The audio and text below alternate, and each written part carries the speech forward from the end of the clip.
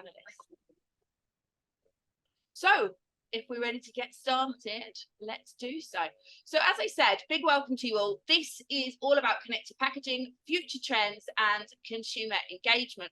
But before I get kicked off into the meaty parts of this, I just wanted to talk a little bit for those who might not be so familiar with connected packaging. So connected packaging is where physical products, so packaging, boxes, the products themselves are linked to an internet experience, and that can be done through QR codes, and that could be done through NFC or RFID tags, so similar technologies to what you have in your credit cards to make payments, or QR codes, which I'm sure you've seen and have a massive rise in popularity. So connected packaging therefore allows the consumer through the packaging to have an additional journey. There can be extra services, extra experiences, extra value. So just to give you that little insight, of course, for anyone who needs to catch up. So as I said, this is all about connected packaging, looking at future trends and improving consumer engagement. This is going to be a recorded session, so that's always the first question that pops up. So don't worry about that. You'll definitely receive a copy of the recording. You can come and get that later on YouTube. It'll also be available on our podcast, The Talking Giraffe. I've mentioned it before, this is live, but we want it to be an engaging discussion. So we encourage you to ask questions and share all your thoughts and comments in the section. So we've talked a little bit quickly about what connected packaging is, and what we really want to do here is delve into QR codes. There are different types of QR codes, unique QR codes, serialization. This is really revolutionizing industries. It's opening doors for enhanced brand engagement and collaboration opportunities. Our expert panel, will shed light on these technologies and how they complement each other, and more importantly, how actually this can benefit your businesses and how this can drive growth. So I want to welcome to our virtual stage today, Craig Stobie, his Global Sector Management and Development at Domino Printing, and Snyders, he is Head of Marketing Neste for the Levant region. Thanks very much, gents. Thanks for joining. Good morning. Thanks, Jim. Excellent stuff. So I've just introduced who you are and what you do, but just to let the audience get to know you a little bit better, maybe you can give us an interesting fact about yourselves. David, I'm going to go first to yourself. What interesting fact might not many people know about you? You know, I think I asked my wife, and she said the most interesting thing about me after 21 years of marriage is that whilst I sometimes have really intellectual conversations, my reading habits are really poor. I read nothing but the most trashiest science fiction novels you can imagine. I read them every night for relaxation. And she says she just can't combine the two of what I do during the day versus what I read at night. Well, I actually thought you were going to say something much worse, so that's good. Thank you. Thanks, David. Very nice. Craig, can you top that? Science fiction? Probably not. Well, possibly.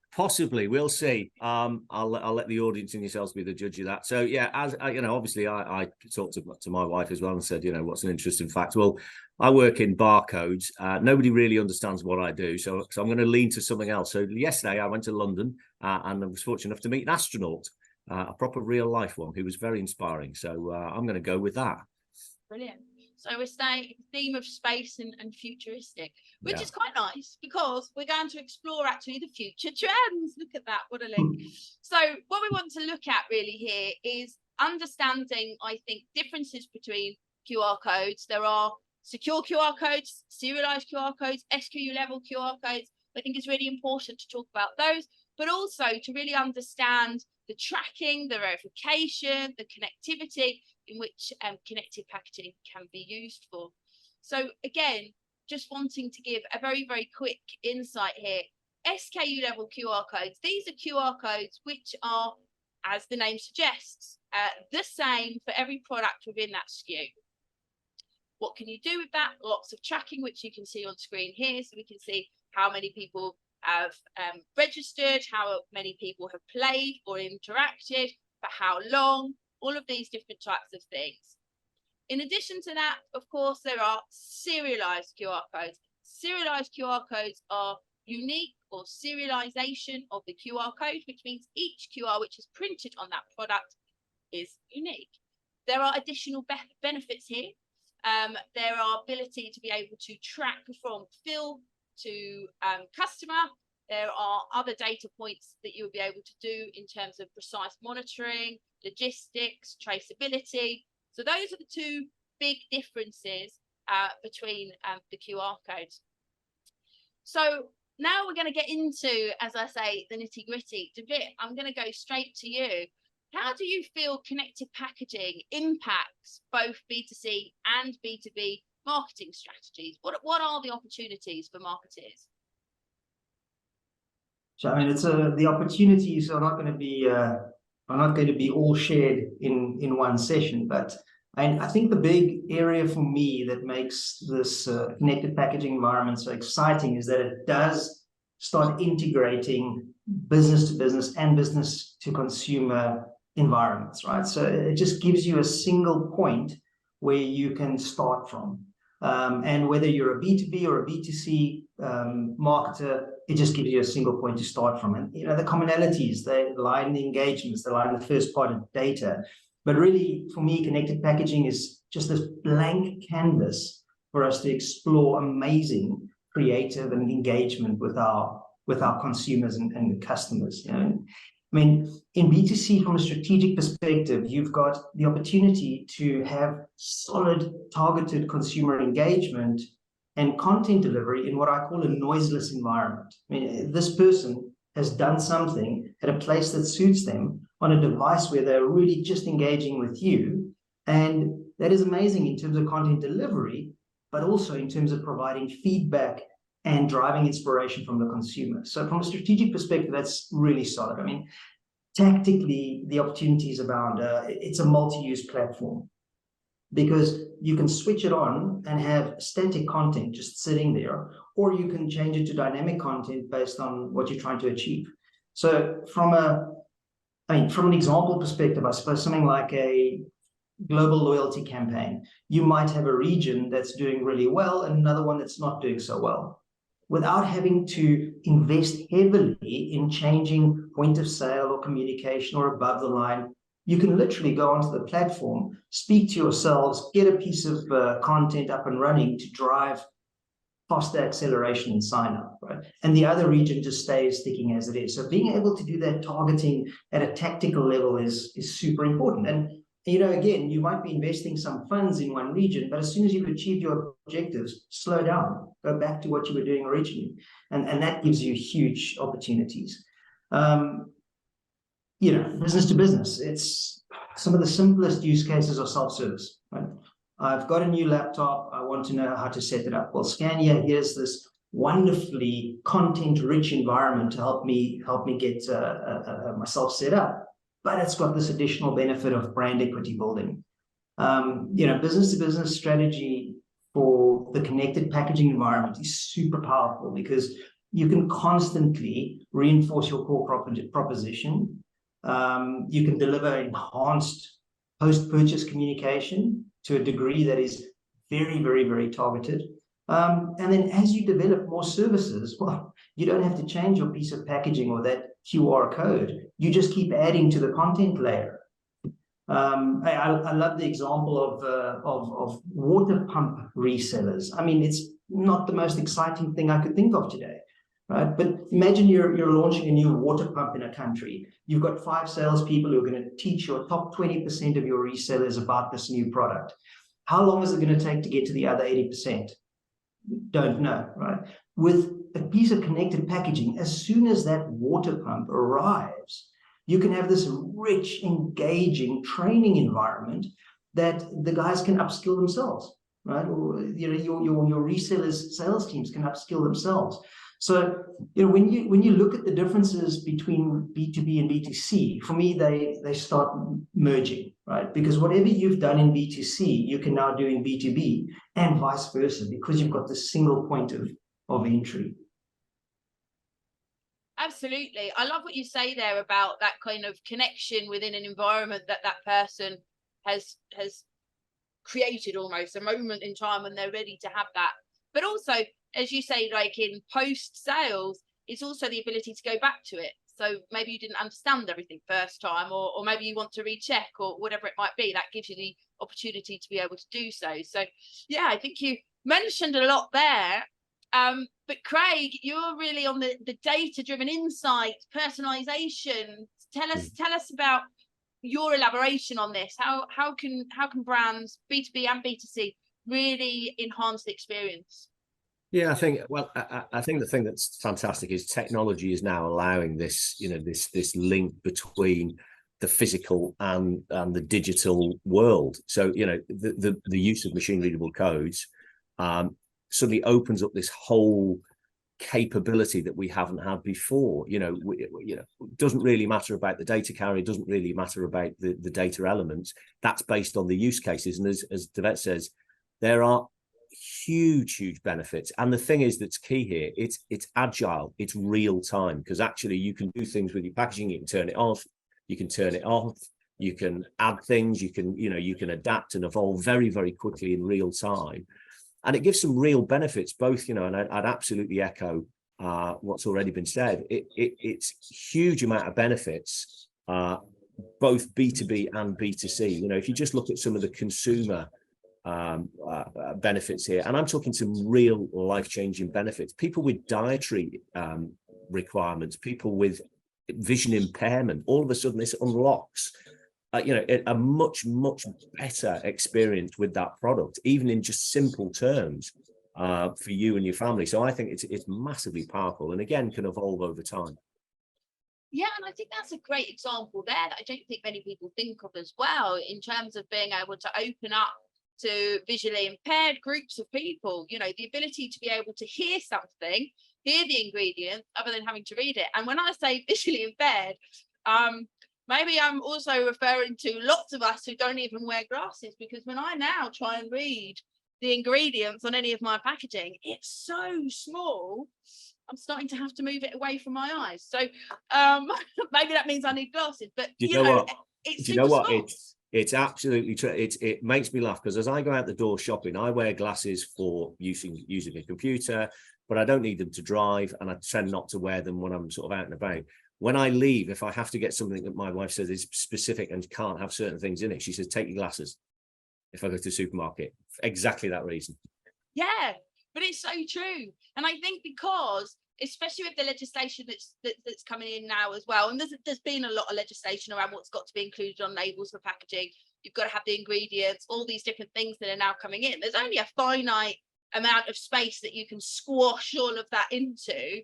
But the great thing about the QR code is you're not restricted by space. I mean, you can have as many things as you want there, right? Yeah, absolutely. I just wanted to ask, actually, is there one particular use case that you think is moving forward at the moment more so than any other? Great. I think one of the things that's accelerating for a number of reasons, there's a lot of interest in it, is things like the circular economy, recycling, waste streaming. So this is actually post-consumer in a certain way. People are very confused, particularly as some of the materials change, are things that are, because compostable isn't recyclable and is recyclable compostable, and all these nuances where they want to do the right thing and the capabilities opening up. So this is an area where I think we're seeing a lot of activity. Some legislation is coming in some countries, and of course this is another mechanism where you can very easily have lots of different stakeholders interacting online and physically with a machine readable code. So that's probably where we're seeing a lot of activity at the moment. Yeah, definitely. And also with the deposit return scheme, so that's coming in, or might be coming in. There's a lot of confusion around there, but that's around sustainability. That would require unique codes if you wanted to have a return to that person. Of course, you'd want to identify that particular piece of packaging had come back, right? Yeah, if you want to incentivize people, there's a trial going in Welsh Pool that Domino is very happy to support. There's some focus, in lots of different countries. But yeah, that is a mechanism, because of course you've got one single source of truth that then unlocks lots of opportunity, both in logistics, but also for the consumer, for incentivizing, the correct waste streaming or returning of a returnable bottle or a recyclable bottle. So yeah, it opens up a huge portfolio of opportunity, again, just by having this really simple machine readable code on a pack, and access can depend on who you are, where you are in the supply chain. It can contain lots of different bits of information. Yeah, definitely. So that's a great example of using unique QR codes. And if I look at marketing, which was where David was talking about, this is a case study where we had, again, unique codes. And the whole reason that unique codes were used in this, because of course you can use standard QR codes for competition entry, was that they wanted to be able to push sales, to increase sales. So you actually had to purchase the product to be able to enter. So this was for Emmy Good Day. This ran in Switzerland, actually, and basically it was all about their new product, which was the Good Day vitamin D milk. So when you first came, there was a API that told you exactly how many hours of sunlight you were going to get, and due to the fact that it was in Switzerland and Germany, actually in the winter, there wasn't many hours of sunshine coming. Therefore, you need to top up your vitamin D, and guess what? Emmy Good Day's got the answer for you. You had to then complete a quick quiz, and then in doing so, you were entered into a draw to win some fantastic prizes. But again, the way that the brand wanted us to use this was that every single purchase was an entry. So you couldn't then rescan that code to use it as the same entry. When the code is scanned, we would actually burn that code, so you couldn't reuse it. David, have you got any examples in particular for unique codes that you've seen, or anything that you see in particular for unique codes that are kind of moving forward at the moment that's caught your attention? Yeah, I mean, I go back to what Craig said about that single point of truth, right? So the transparency, but I mean, combating counterfeiting is a huge issue everywhere in the world, but specifically in those areas where the governments are not as advanced or as capable of enforcing the laws, right? So, I'm seeing a lot more work being done in that single point of truth environment, because again, as Craig said, it's a little black and white square on the side of a piece of packaging. But what that directs you to is, even if the trust in advertising isn't there, the advertiser or the supplier themselves can say, listen, well, don't listen to us. Here's a number for this country's specific FDA compliancy. So the consumers then can say, oh, okay, well, this telephone number, this website that I'm going to phone now is actually run by the government, or it's run by a thought leader, somebody that I trust, because maybe the supplier, I'm not convinced that the supplier is always saying what I want to hear.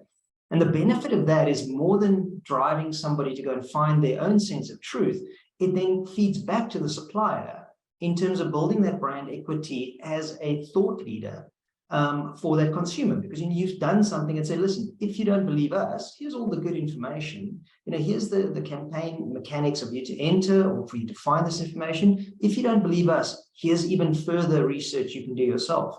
And that cycle then is constantly reinforced. So I see a lot of work happening in that environment. And the transparency around what you're telling the consumer becomes then a reiterative process, whereby they'll go, well, you know what, they were good the first time around. Let's see what they're telling us the second time around, or this is where I'm going to go and find information in general. Definitely. It's this gateway to the consumer for communication, right? We've got some interaction from the audience. Thank you very much, audience. So first of all, this is from an anonymous attendee. On the subject that Craig mentioned on the circular economy, could a QR code give you different results based on your location when you scan it? That way, when you scan a QR code, it could recognize where you are, the local council area, and tell you what colour bin to put the packaging in. Craig, do you want to answer that? Yeah, I imagine it can. I mean, what you'd need is you'd need some form of sort of translation lookup tool. But yeah, it would be fairly straightforward, because one of the data elements could be, okay, this is a packaging type B, or it's a plastic, or it's a PET. Okay, let's now cross-reference where that person is. Okay, in that area, that goes in a blue bin, or it goes in a grey bin, or it goes in a pink bin, or whatever it is. So yeah, absolutely, that functionality is there. And again, it's all about, because what you have to do is think about the use cases. What ultimately are you trying to achieve, and then build the data elements into whatever whatever that platform is. So if that was an end goal, absolutely, all you do is you build that data element in.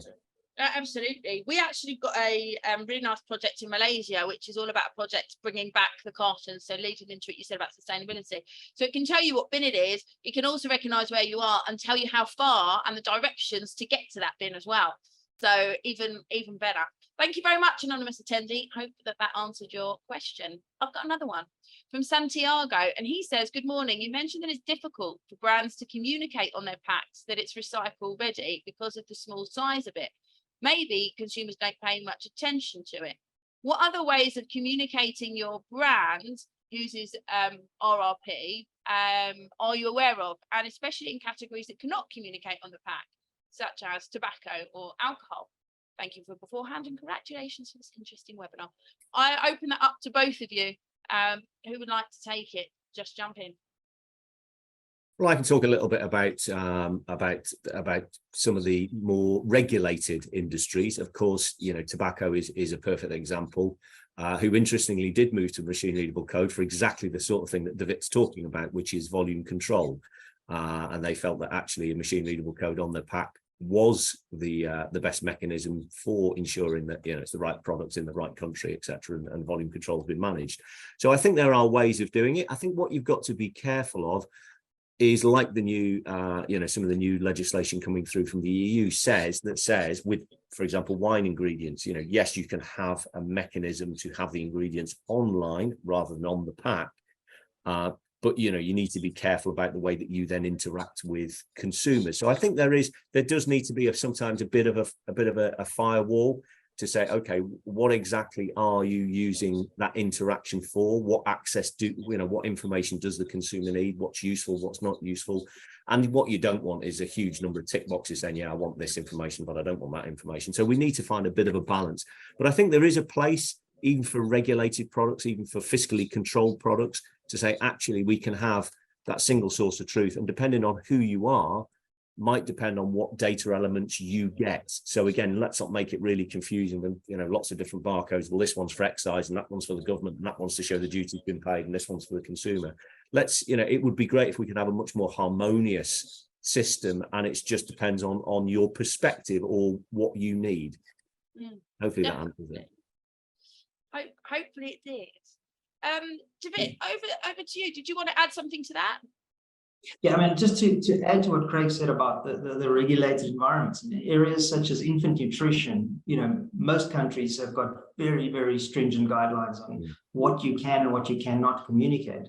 So having a QR code for information that's approved by the government that can be shared is fantastic. What you can't do is then abuse it and start doing traditional consumer marketing communication using that code, because then, as Craig says, then all of a sudden every different department that regulates, you know, in an industry like infant nutrition, there's 4 different departments that regulates what you can and cannot say and do.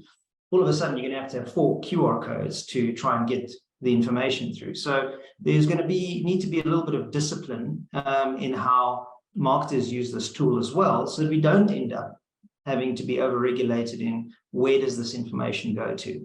I mean, you shouldn't think of it as anything different as to what you're allowed to do on a billboard is what you're going to be allowed to do on a QR code or a connected piece of packaging. Yeah, definitely. And I think there's some good thoughts there as well about over abusing the opportunity, which is a good thing. But then, sorry, if I'll just maybe circle back around to add something else. One of the things that's a real benefit with some of these products, they are regulated for a reason, because either they are a target for parallel trade, counterfeiting, etc., or if you look at pharmaceutical, actually, you know, very important, you know, sector. Actually, that code can transcend just being a piece of information. It can actually help with things like adherence. So one of the things you can do is you can go, actually, do I need to take this? And you know, I've got aging parents, you know, do you need to take this with orange juice, or is it with a meal, or is it without a meal, or is it before a meal? And don't take it before this one. And by the way, have you taken it today? So the whole efficacy of that product suddenly becomes much, you know, orders of magnitude better. So what we're going to see is actually, rather than seeing a poor outcome for the end user, actually it will increase the efficacy. It will make sure if that adherence is complied with, actually we're going to get better outcomes. So overall, for the fee payer and the caregiver, it's going to be a better overall situation. So I think that there's some huge benefits, but as DeWitt says, but we have to manage it properly. We have to manage it cohesively and sensibly and transparent, in a very transparent way. Yeah, and when you talk about the old people care type thing, well then again, that's great for the audio to be able to hear it as well, right? Because how are they going to be able to read those small little leaflets inside the medicine packs? Because I can't imagine that they can, because I can't. So, you know, that's some great examples. But David, if I move back to yourself, talking about moving, obviously you've just moved from Malta to the Levant region, and congratulations on your move there. What can you see in terms of differences geographically? You were global before, now obviously focused on the Levant region. Is there any particular regions more doing more in connected packaging? Any more types of use cases for particular geographical locations? Yeah, it's a good question, and yes, I've moved around a bit. So I've lived in sub-Saharan Africa, I've lived in the Middle East, then I've lived in Europe, I've then lived in Southeast Asia, back to Europe, now back to Middle East. The interesting thing is that your adoption of these sorts of technologies are much higher in your developing environments, right? Because you always skip something. I always call it. I used to be in telecommunications, and we always in Africa used to get the latest and greatest because we didn't have the legacy, right? So I think that the use cases for connected packaging, because of so many factors, is much higher in developing countries sometimes, right? From a pure supporting the consumer perspective. Whereas in the more developed countries, I find that your ability to engage with creative content, do stronger brand equity, do smarter things, is then again much higher. So for me, it's always about, the more developing the country, the more the opportunities for you to engage a consumer with just the pure technical facts sometimes, right?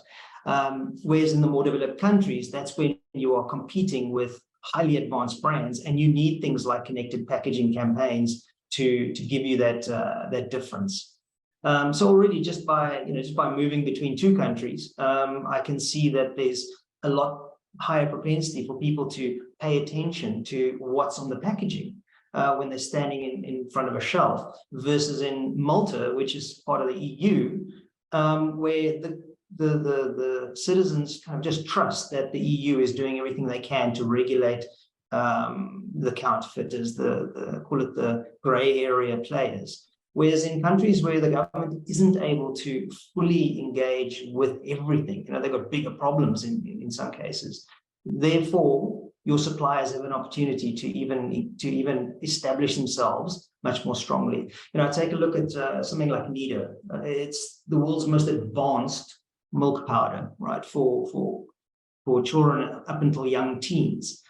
That's a massive target on anybody's back. Yet the sheer size of the brand means that the government can't regulate everything. You've got backyard shops popping up with whatever they wish. So having the ability with connected packaging to give consumers that place that says, look, scan here if you want to see that this is real, or you just want to know up until how many years I should be giving this to my child, is a huge sense of trust. I think you were saying, or Craig was saying, that single barcode or that single code that you can burn after scanning means that serialization is trusted as well. So, well, I'm going to scan this once. It can't be copied and pasted by every Tom, Dick, and Harry, because once it's scanned once, it's gone. Now there's a lot of consumer education that needs to happen with that, but that all takes time. No, absolutely. And that kind of answers another person's question as well, who was asking about, the risk of people copying the QR codes and using those for scams. Of course, as you say, if it's a unique code, it can be only scanned once anyway. And there also are secure QR codes as well, which means that they can't be photocopied and reused. So there's lots of different ways to make sure that doesn't happen. So hopefully that also answers our anonymous attendees' question there. Thinking about other use cases, I want to go to Japan. Craig, tell me all about dynamic pricing, Japan, and these famous photographs that I'm just going to put on screen. Well, that's it. Well, yeah, the photos are. This was actually in Asia. We had a family holiday this year, and I'm a packaging guy, so there's some pictures of kids in our family photos. There's also lots of pictures of packaging. So this is actually genuinely true in our family holiday snaps. But anyway, I digress. So yeah, I mean, what you see here is a number of QR codes, and what this is allowing some of the retailers to do in Japan, for example, it's allowing them to manage short shelf products. So what you do is you have different categories, and on the label is dynamic pricing. So what you're able to do with certain products is say, well, it is full price at the start of the day, and as the day goes on, the price drops. So if you get to the end of the day, the price of certain products like bread might be fresh bread or cakes might be 50% of the price it was in the morning. And this is all managed through the use of unique QR codes or batch QR codes with the expiry on. Again, could just be managed automatically, lots of benefit, massive opportunity to reduce waste, to manage stock, to make sure that everything's being used, first in, first out. So huge opportunities. And I don't think people realize quite how complicated supply chains can be with a lot of products, particularly, food products. People think often that it's made somewhere and then it's shipped somewhere and then it's on the shelf. And actually it can change hands a lot of time. So all of these systems allow that process to just work all the way down to consumer, and this dynamic pricing where actually you're paying for something based on exactly what you've got, not just the SKU or the batch or the type of product. Actually, it's down to exactly what you're buying at that time on that day. I think is fantastic. Definitely. Which kind of also leads into a question from Rashini, who's asking about the benefits of the integration of QR codes with barcodes, the GTN, in terms of enhancing consumer experience, supply chain efficiency, but also marketing strategies as well. I don't know, Craig or David, if you want to add anything else around the integration of GTN there, or Yeah, I mean, the use of GTN, obviously, once you've got a machine readable code as a data carrier, you can put lots of different data elements in there. Of course, the GTN is an obvious one because you then know exactly what it is. It's going to unlock the potential at the point of sale. So, GS1, the global standards body, is pushing the GS1 digital link 2027 date as the point where we'll get away from linear barcodes at the point of sale in retail, and it'll be a two-dimensional code. So the GTIN's great, but actually if you're putting a code on already, think about what else you might put in there. So if you're putting the GTIN in, why not put the expiry in there? Because all of a sudden you've got a huge benefits for the consumer to say, by the way, this is out of date, or it's in date, or it's fine. But also things like product recall. Product recall is a nightmare. It can be a really challenging situation, and it can happen. Things do happen. You want to know that you're keeping consumers safe. It's a much easier process if you know exactly where that affected product is. And because of serialization, actually, you don't have to recall the whole batch, because once you've got a factory running with serialization, you have the best factory management system on the planet, because every single item that you're making is a batch of one. So actually you don't need to recall 20,000. You might recall 4 and go, actually, and we know where the 4 are. It's there and there, because actually we know that one wasn't great, and then there was a problem here and there was a problem here. So actually we're just going to recall. And again, it just brings this sort of granularity back for products. So yeah, I think the ability to put lots of different data elements, including the GTIN, is really powerful. Definitely. David? Yeah, I mean, Craig, you've shown me something here that I haven't thought of before, and this dynamic pricing in Japan is done to reduce food waste, increase offtake, and reduce returns. But interestingly, there's a very solid case for countries with hyperinflation again. So, you know, I refer back to an actual example from last year where our colleagues in Lebanon were sending out the delivery trucks in the morning, and the pricing would have to change by the afternoon. So you would go to the stores on a daily basis with a different price point, you know, because they were in a rate of hyperinflation. Something like this would have been quite a boon for both the consumer as well as the retailer, because instead of having somebody going sometimes once a day, sometimes more, literally changing all the pricing on the shelves, because the digital barcodes don't exist there. This could have been very simple. There's a standard QR code sitting on the shelf or on the pack, sorry, and they scan it. This is the price for it today. So from a dynamic pricing perspective, it's a fantastic use case. And I'm sure that, you know, this has stimulated some other people's thinking as well. Definitely. That's pretty surprising as well, that you go to the shop in the morning and then in the afternoon the same product's a different price. That's Can you imagine being a brand manager and having to update your pricing on a daily basis? That is literally all they were doing. No, that's crazy.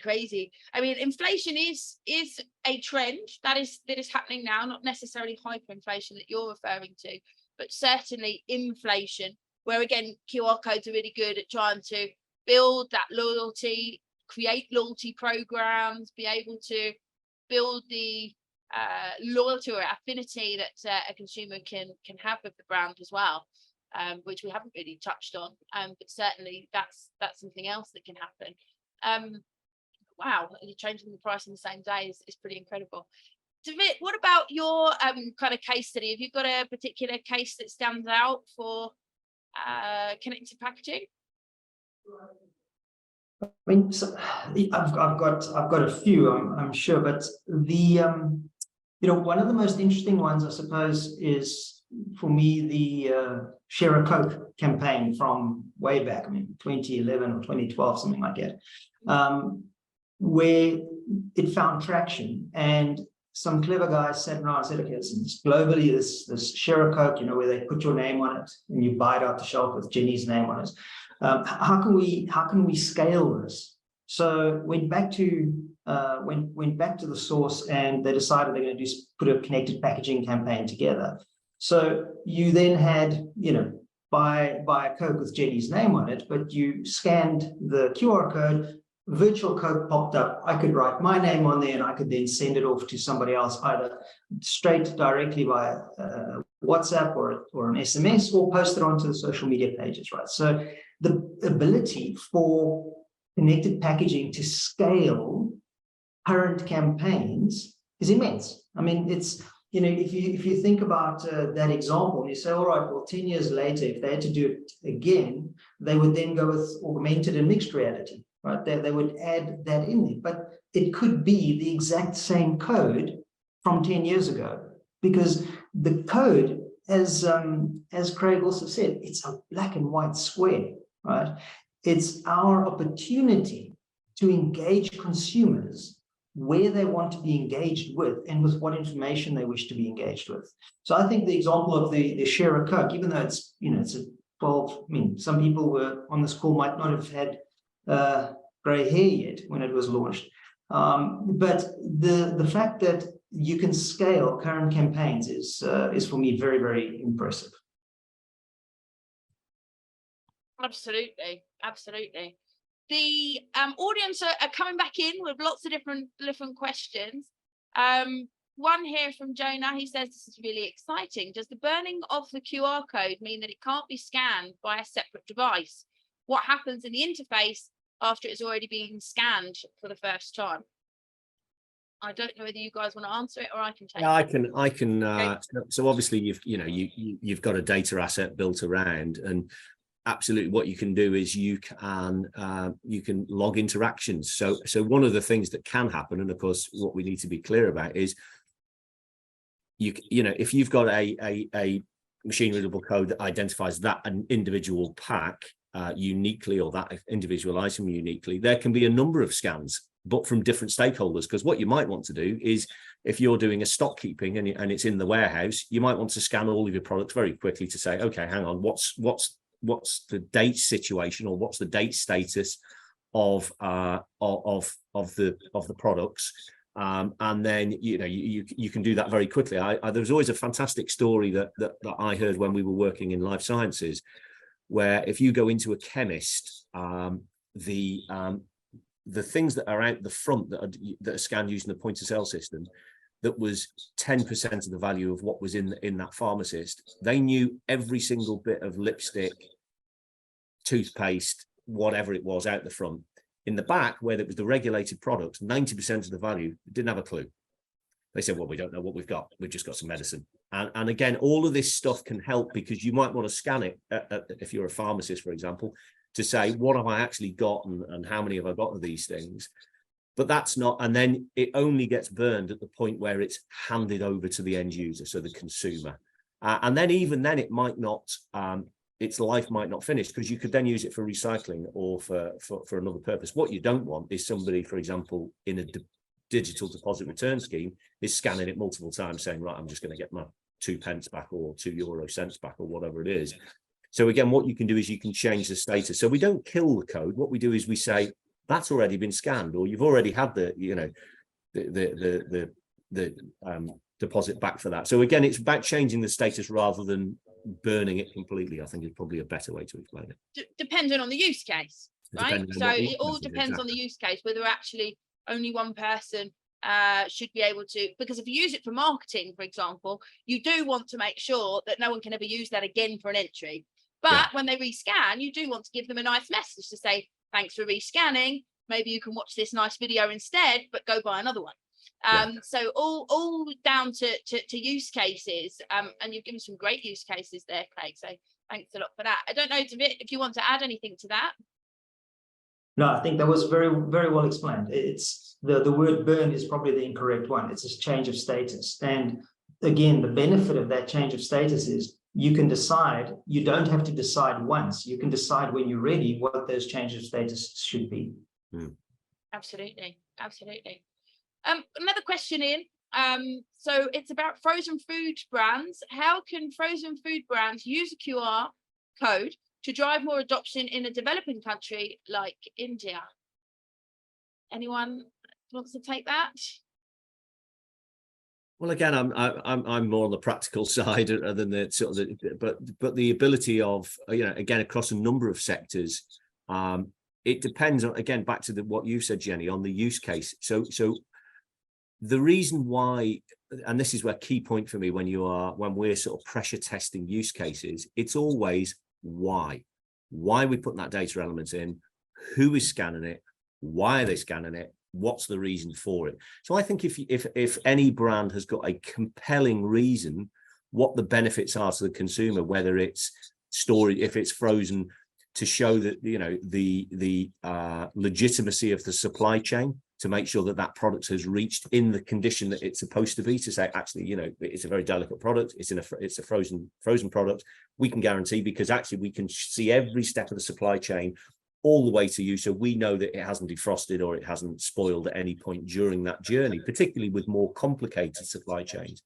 So depending on the sector, I think there's whatever the message you want to get to the consumer, this sort of mechanism allows you to do that and engage in a dialogue to say, I can, you know, you trust my brand that I'm going to deliver you something that's good quality, but actually you can sort of see for yourself, you know, it depends what you want to do, but here's the supply chain. By the way, here's where it's been stored, and you can see the journey it's been on, and here's where it was picked. And you know, all of that stuff can be available if you so choose. It depends on the narrative you want to have with the consumer. Marketing, go on. Yeah, I mean, I completely agree. Is being able to provide that highly complex interaction with the various stages of the supply chain. You know, depending on how advanced the logistics environment and distribution environment is, you can see what the, what temperature the truck was when it delivered it. That's all possible. Complicated, but all possible. From a communications perspective, I mean, it boils down to the basics. So what's the benefit of purchasing frozen vegetables, right? One of the key things that one faces is fresh is best. Well, the fresher the vegetables, the better it is for you. That's not necessarily the case. Frozen vegetables are actually quite advanced. They are quick frozen. They store all the goodness. They are, very, very convenient, much more convenient than fresh. So sometimes just reiterating or re-highlighting, going, just remember, you're able to store this for a lot longer. Great. But you're getting the same vitamins and minerals. You're getting the same flavor profile. The other thing that you could then do is give some examples of how to use it. Most people would, I don't know, put it in a microwave or boil it. Well, I can't tell you right now which of those two is going to keep the biggest health benefits of that frozen vegetable. A piece of communication on a little barcode like this, okay, this is X type of vegetable. It is going to give you the best flavor and the best health benefits if you do it like this, if you steam it, for example. So sometimes just reiterating what we think everybody knows is sometimes one a very, very strong communication piece. Definitely. And then going back to how to cook it, recipes, being able to understand different ways to get your children to eat vegetables. That's probably a big one for mums anyway. But then also loyalty programs, and it brings me to the article that I saw in Adweek last week, which is all around Pepsi. And basically what they were saying was that Pepsi over the last 18 months have been able to grow their first party data quite significantly. Have you got any comments around that at all? Yeah, I read that, and it's just fantastic. It's one of the that's one of the benefits of paying attention to industry reading, is because you learn things like this and pick up tips and tricks. Because one thing I always keep in mind is that no matter what I've thought of, somebody else has, and they're probably a lot smarter than me as well. So learn from them. But it just shows the importance that a company like Pepsi places on first-party data acquisition. And connected packaging is not it's not magic fairy dust, right? It's what we as marketers do with it at the end. And that's why it's super important to partner with people who understand not only the technology side of it, but also how you can best use this. So, partnering with people who've got that capability to do both the tech and the content makes it super, super powerful. And, consumers are going to start having raised expectations. Pepsi is one example. I think there's quite a few more that have been coming to light, but they're going to start saying, well, my preferred consumer engagement methodology with you is X. And if that happens to be connected packaging, that's super powerful, because they then decide where and how they interact with us. And one of the things one has to be clear about is that when expectations are raised, they don't ever drop. You don't ever see somebody dropping their expectations from a brand. They just find a brand that delivers or exceeds on the expectations. And again, it boils down to for me always, this incredible black and white square on a piece of packaging that allows you this massive gateway to collect information, because you can see where it's scanned. To somebody else's question earlier, it doesn't matter what country you're in, even if you have non-serialized barcodes, using IP addresses and data analytics, you can see where and when people were scanning these. That is the start of first-party data collection. Now, obviously, you have to comply with everything that's required. But, staying with beverages, there's another example of the wine clubs and loyalty programs. That same code that comes with your bottle in your wine club every month gives you information on not just where this wine is from and what it tastes like and what are all the nuances within it, but how does it fit with your taste profile. And there's a fantastic app called Domino, and it just learns by scanning what sort of wine you like. So now you would scan this and you say, okay, well, this one's got a 50% chance of me liking it, but I'd like more from this wine. Okay, well, here is an opportunity to buy some. Click on this part of the interface, and you can go and purchase it. The third part of the menu is, okay, your loyalty club sign up is correct. Is all your data still accurate? Your telephone number, delivery address, etc. And people can go in and they can update their own user profiles. So you've got this one point of contact where the loyalty program has to then give consumers a full end-to-end experience.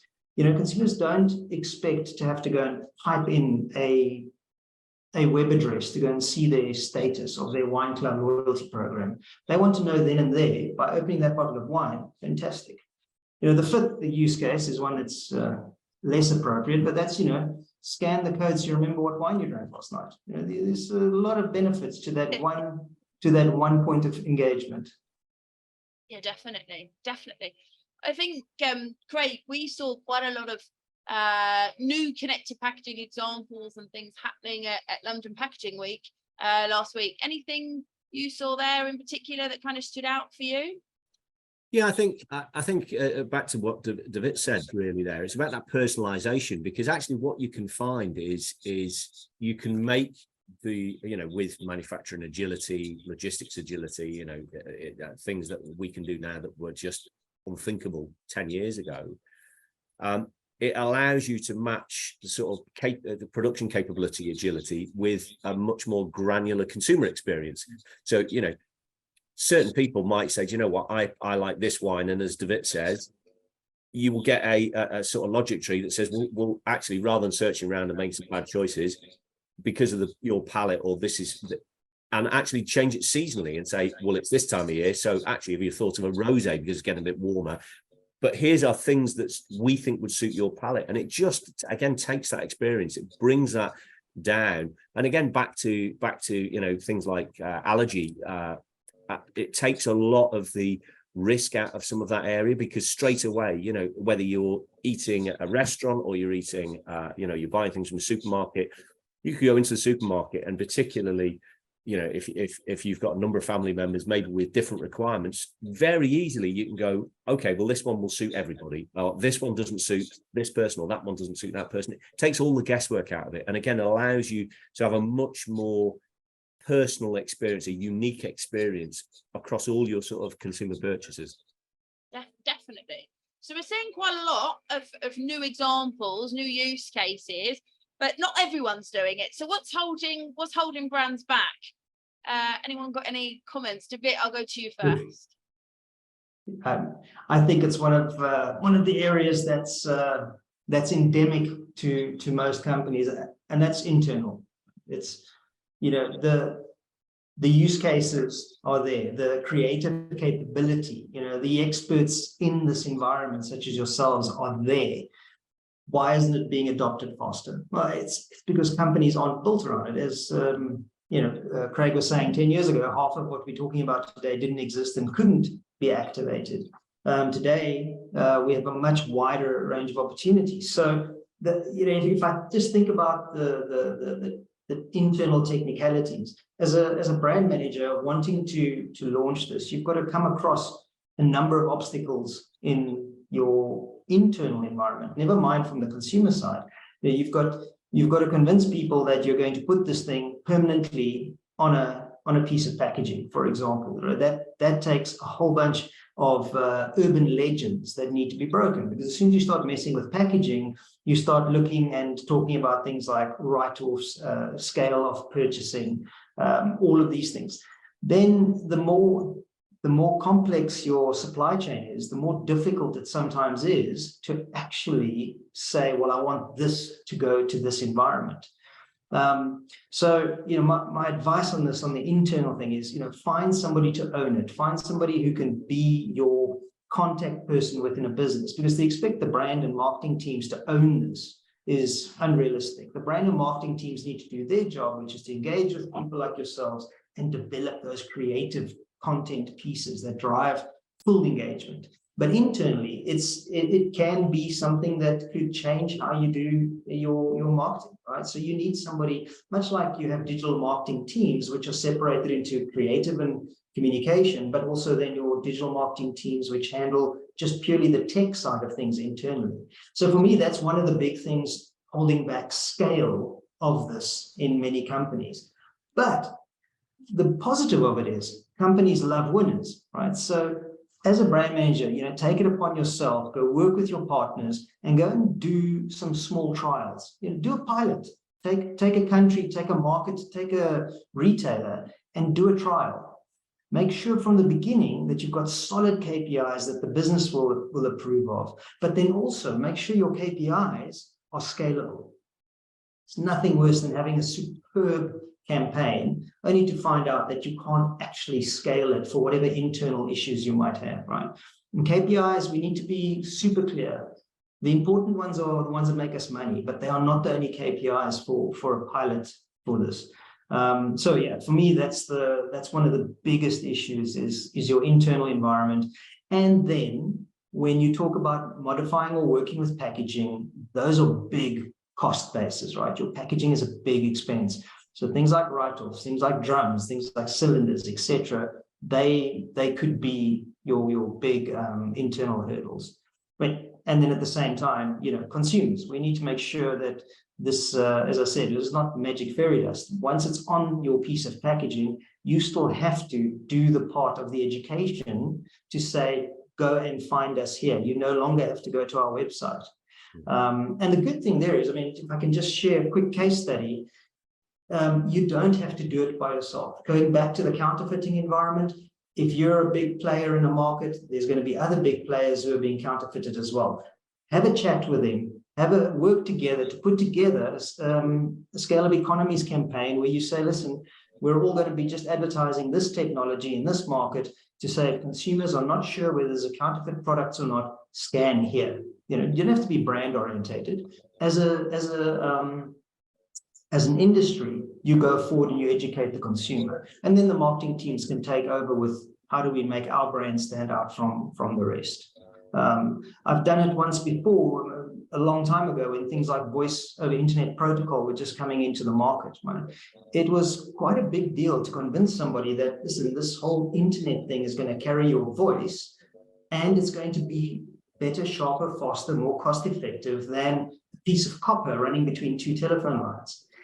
We struggled by ourselves, but yet when we created an industry body and we spent money to educate our customers and our end users, all of a sudden that adoption accelerated. That example taken into, all right, guys, let's educate this market to use QR codes to double check their counterfeiting. I use counterfeiting as an example, means that you can then do more with the little bit that you have because you're working together with others. Absolutely.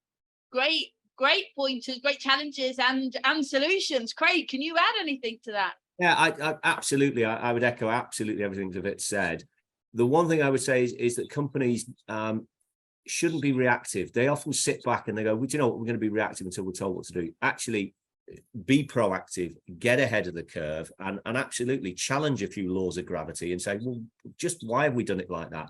And I think the key thing is to see this not as, it's a huge opportunity, but it's not a campaign. By all means, pilot it. It's a fundamental change of business. The packaging and consumer landscape is evolving, and manufacturers need to evolve with it. And the thing is that this isn't a production thing. It's not an engineering thing. It's not a marketing thing. It's not a packaging development thing. It needs to be viewed as a fundamental, holistic business change. And we see these projects going. If you've got somebody from every department, like logistics, like packaging, and they all talk different languages and they don't know each other, you've got to get them all in a room and say, how can we work together to make this whole thing effective? And there's huge opportunities there. Definitely. So back to collaboration, really. Absolutely. The strength in numbers. And I think there's some really good pointers that you both raised there as well. And when we're looking at trends, we're saying that trends are moving forward. We are expecting, really, I think, as consumers to be able to know more from the brand, know more about where it's come from, where it's going, what's in it, all of these different things. And as consumers' expectations come, I think they'll end up expecting to see a QR code on the packaging. So, as a brand, are you going to be sitting back, as you say, or are you going to be kind of trying to to take part and use it in the best way. The other trend we've not even had time to speak about, and I'm just going to quickly put it on the screen because I feel like if we say that we're talking about trends and we don't talk about AI, we're kind of missing a big one. We're running out of time really quick, but I don't know whether you guys have tried either of these drinks. Have you had the AI taste? No, not yet. I'm sure I will, but not yet. Yeah, not available where I am yet, but you know, it's great for brands who this fits with their consumer profile, right? Go ahead and do that. It's not going to work for everybody, but at its core, you know, this is awesome. But on this piece of packaging, I can see it says here AI. Well, that's great. Made by AI is wonderful and interesting. The real story and the journey behind how the AI environment created this is what your connected packaging can do, right? So created by AI, oh, great. But the reality is you can tell that whole story through having a piece of connected packaging. Yeah, and find out whether people like it or not as well, right? So well, yeah, absolutely. Use it as a methodology. Did you like this? Yes, I love it. But you know, your orange flavor needs work. Oops. Immediately you can talk to Jenny. Jenny can create a slight modification to a campaign, and you can start generating 2 pieces of insight. Did you like this AI generated flavor? What's wrong with our orange? I'm being very, very simplistic, but yeah, you know, that's how quickly these things can be put together. Yeah, absolutely. So I'm going to have to draw us to a close. It's been really interesting conversation. Thank you so much, David. Thank you so much, Craig. I really loved having you here. I hope the audience enjoyed it as well. There are a few questions we didn't get to. We'll actually send answers to those on email. This will be available on YouTube and on our podcast. Thank you so much for tuning in, and we'll see you on the next one. Have a great day. Yes, thanks all. Thank you.